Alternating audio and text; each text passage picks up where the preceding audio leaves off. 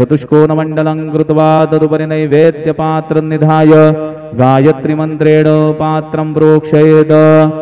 ऋतन्त्वा सत्येन वर्हिञ्जामि धेनुमुद्रयाम् अमृतीकृत्य गरासमुद्रया।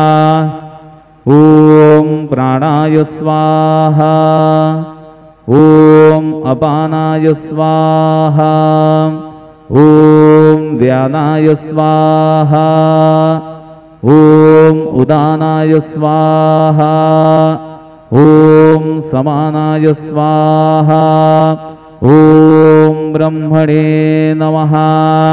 नैवेद्यमध्ये पानीयं समर्पयामि, पुनर्नैवेद्यं निवेदयामि।